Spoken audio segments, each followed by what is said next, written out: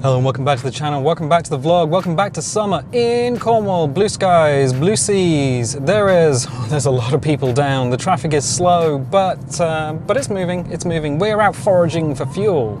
But 2 weeks ago, I was in Sweden with a bunch of people who I kind of knew, but I hadn't spoken to them. I was more of a friend of a friend. You see, my sister gave me a text way back in February, and she was like, I'm buying plane tickets. We're going to Sweden. Do you want in? I need to know now, like right now. And I was like, I have kind of social anxiety, and being out, especially with people I don't know, kind of nervous. And I was just like, yes, do it, whatever. And then for the rest of the time, all the way up to the trip, I didn't look up Sweden. I didn't look up maps. I didn't look up media. I was like, let's just leave it as a surprise.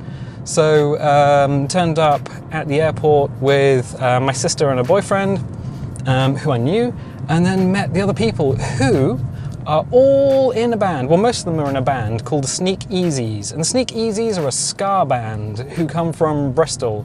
And they are if you like ska music, I would wholly recommend seeing them if they happen to be out. That person got their driving license from a box of cornflakes. So that's fun. But yeah, it was super chill. It was kind of like being on an adult scout camp, I guess. So we took tents and sleeping bags and roll mats and all the stuff that we needed to camp out in our host's garden. So the people we were with were really, really lovely, and our hosts were absolutely amazing, like super amazing. And any sort of anxiety that I had disappeared after the first few hours. In fact, the first thing that we did was make pizza. They have one of those little uni pizza ovens. So they have a house on the edge of the woods in like middle Sweden, I guess. It's surrounded by forest, and you can hear the roe deer and you can hear the elk. You can find the footprints. We didn't see any while we were there, but it was 30 degrees Celsius weather all week. It was hot, super hot. Which was nice, kind of like today, blue skies. I did take a lot of photographs. I probably can put some up, the ones without people in, because I don't want to use pictures of people without their permission. But I did take some pictures of just Sweden, and it was great. So we made pizzas on the first night, little pizzas, popped them in the oven, and yeah, it was probably the best introduction to the country that I could have had. Some alcohol-free beer. The first thing that we did after we got off the train, so we landed at Copenhagen Airport, which is in Denmark.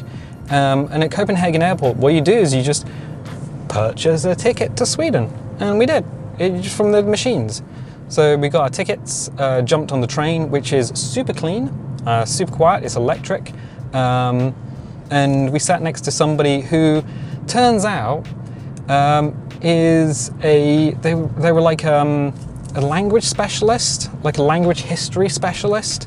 So I think they said they teach language history, which was really interesting because I think they were Swedish or Danish, I can't remember. They work in one country, live in the other, and they had sort of Bath accent, an accent from the Bath area of England. No accent whatsoever. It was freaking amazing. It was so interesting. And they said yes, because they confirmed something, a suspicion that I had, because all the Swedish and Danish signs I could kind of read, especially on the station and especially in the airport. I could kind of read, and I was like, oh, I can kind of disseminate this. But the two languages that I speak are English and bad English. Well, no, English and a very small amount of German. Don't speak any French. Kind of picked a few words up here and there. Same with Spanish and other languages, but yeah, German and English are the two that I claim. So I was like, how is it that we can pick up on some of these words? And she was like, well, because Swedish and Danish and English and German all come from the same sort of have the same beginnings. They all have the same sort of Prussian or Old German beginnings. And I'm like, that is super interesting. So yeah, we turned up in a house in Sweden, dropped the tent down. Didn't know about mosquitoes. being on an island, this is an island. It's sometimes hard to forget that Great Britain is an island. And we were suddenly on a continent, and I can tell you, it felt big. It felt really big, and I don't know why. Maybe it was psychology, or maybe it was just, but everything just felt enormous. So yeah, that was super strange feeling. But the skeeters, yeah, I hadn't been prepared. I mean, this is a coastal area. We don't really get skeeters down here. So that was an eye-opener. The beer shop is not open every day, and you can't really buy beer from the supermarket. So the first thing we did was got off the train, went to the beer shop and bought all the beer, and some alcohol-free beer, and some low-alcohol beer, because to me, alcohol tasted a little bit like, industrial cleaner. I don't know what it is. Like, alcohol doesn't really agree with me. I can have small amounts, and I can have more if I eat. But generally I'll go with the alcohol-free. So a lot of alcohol-free flat tire for me, and Mikella Limbo series with yuzu fruit, 0.3%. I'd never tried yuzu fruit before. I really liked it. I think it's actually a Danish beer. But yeah, I was super interested to try that. We had a little fire. You can get through there, dude. Yeah, we had a little fire out on the deck. We had a couple of younglings in the party, a 6-month-old and a 9-year-old, and they were super chill, like amazingly super chill. Not that they wouldn't be, but baby was just like open eyes looking around and just doing baby stuff. And the 9-year-old was essentially our guide, because the hosts that we were with, one of them was a Swedish national, and the other one had moved over from the UK. So both had lived in the UK. In fact, one of them went to college around here. So it's just like, oh, you know Cornwall? I was like, yeah. So where do you live? And I was like, I live at this point. And they were like, oh yeah, I know that place. We used to go there. And I'm like, cool. That's really nice when you can have that sort of common understanding. Yeah, and the 9-year-old had also, English national, moved over there. But it was super interesting just watching somebody else's life, I guess, because they were watching Swedish television. And there's like a kids' TV show called Summer's Love, which is summer holiday, not summer love, but summer holiday. And basically, watching it in Swedish with Swedish subtitles, and I thought that was really interesting, because if you're learning the language, having the subtitles can really help get what people are saying. And I was like, yeah, that was kind of cool. So we didn't watch a lot of TV, because that's not what you do when you're in another country, but yeah, it was super interesting just to watch like a morning's worth of kids television with the subs. And yeah, it was like super cool. The beeping is basically because the hedgerows are all grown up now, and every time a bit of like nettle or something gets in front of the sensor, the car thinks it's going to die, so we'll have to just deal with that. The roads are pretty narrow around here as it is. We're not going particularly fast though. So the other interesting thing, speaking of the hedgerows and stuff around here, we did go into the local town, and that was super interesting. Like, I'm going to go this way, get out of the mess that's going on here. Yeah, it was super interesting because everyone's gardens only has like a 2-foot fence around them. So there's no like high fences or anything around anyone's gardens. And I was like, oh yeah. Because the population of Sweden, there's 1/10 of the population of the UK, so about 7 million people, I guess, but they have 4 times the land mass. So everyone's all spread out. There's hardly any cars on the road. Like, when you see a car, chances are they won't know how to give way, because they're just not used to seeing other cars. And I was like, really? Oh, I need to live there. And everyone was just driving chill, like driving so slowly. I was just like, yeah, this is fine. They were all doing like 30 kph. So we'll let these lads go because I think they're following each other, the horses and the car behind. Interesting. Yeah, no, nobody seemed to be in a rush. The language was kind of interesting. Everyone wanted to talk to you in English. Everyone wanted to practice their English on you, and some people had flawless English. The next door neighbours were German, and everyone was talking to each other in English. So the Swedes and the Germans talked to each other in English, and I was like, yeah, this is why the English can't speak another language, because there's not like a common language for them to speak. I speak a little bit of German, but I wouldn't have been comfortable trying it on the German neighbours, who were lovely, by the way, absolutely lovely, and they had a lovely dog as well. Everything was really lovely. I have such a positive view of Sweden coming back, and I don't know if it was like holiday vibes or whether it was just because the country is good. I think it would be different if you lived and worked there. But yeah, it was so nice. Oh, and we went to a Swedish supermarket, because that is the one thing you do if you're not from a country. You always go to the local supermarket to see how different things are. And I will say, the local supermarket, the supermarché, which is French, yeah, it's kind of like going to an IKEA. Everything was very well designed and styled, and everything was just lovely. Expensive, not as expensive as Denmark, I don't think. Where is that lad going? I don't know. I don't know if he's going left or right. Weird. We're going left because we need fuel. So, okay, cool. Yeah, price wasn't too bad. So I'm gonna go. I think he might be going this way. I think he might have messed it up. No, he is going the other way. Right, his indicators are back to front. So yeah, it was super interesting going to a supermarket.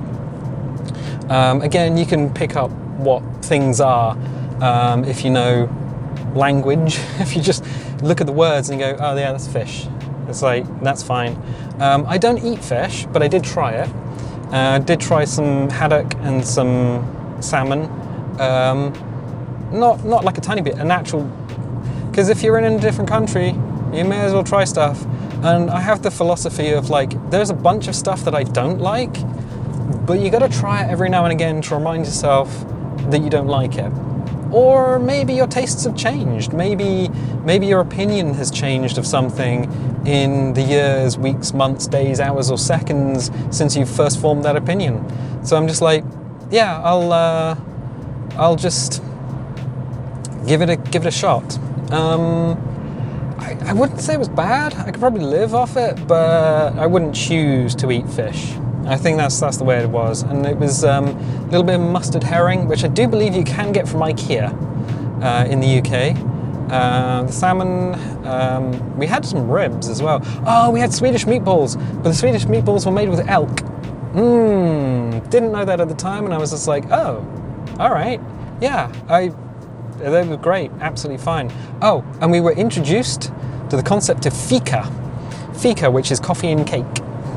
Coffee and cake and a conversation. It's like a social coffee and cake. I think the Germans have something similar called Kaffee and Kuchen, which is coffee and cake. I mean, it's kind of there in the title, but fika, keep calm and fika. Yeah, they do like that. And you get a little, so one of our hosts' mums made some little cinnamon buns, like little tiny sticky cinnamon buns, and they were delightful, absolutely lovely. So yeah, I did like the time over there.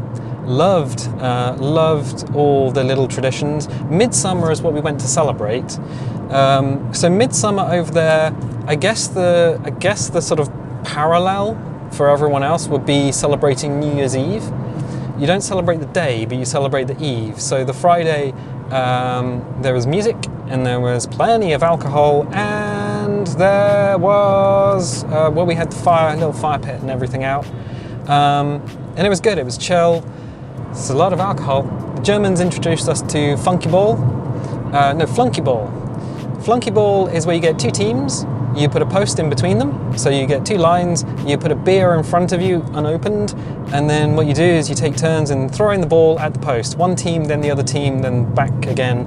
And if you knock the post over, if your team knocks the post over, whoever's first in the line cracks their beer and tries to chug it as fast as possible until the post is reset and the ball is behind the other team's line. And then somebody will yell, "Stop!" In which case, you put the beer down. If you've emptied it, you hold it above your head and the next person cracks their beer and until your entire team has finished their beer. Someone said, "Oh, beer pong." I don't know if beer pong, you're the one aiming to down an entire beer. So I played, but I played it with flat tire. So I played it with an alcohol-free. I was just like, yeah, I can do the downing, but I can't do the effects of the alcohol. Speaking of effects of the alcohol, the day after is very much a recovery day. Recovery day in 30 degrees Celsius heat. Lots of water, lots of sugar. I actually went off for a walk in the woods by myself. I was just like, you know what, let's go for a walk in the woods. Oh, I think, no, we might have gone as a group the first time. And then the second time I just hoofed off into the woods because it was slightly cooler under the trees. The trees which I was looking at and I was like, yeah, this is lovely. But is it like Washington State? I wondered if there were parallels between Sweden and Washington State in America, with the big trees and the heat and the lakes. Oh, the lakes, yeah, we did a lot of lake swimming. I don't know if I mentioned that, I've talked for quite a bit. But the lake swimming was amazing. Pretty much every lake, you found people swimming in it because the water is so fresh and so clean. The temperature was about 27 degrees, 24 to 27 degrees Celsius, so kind of that of a warm bath. Huge lakes, not so huge lakes. I think we swam like in any distance in one go about 500 meters, half a kilometer. And that was fun. That was just something to do. It was, people just turn up. There's a right to roam in Sweden, so you can turn up. You can also pitch a tent. So if you put a tent down, you can do a little sleep, but only for one night. You have to move on after that. So right to roam is very interesting.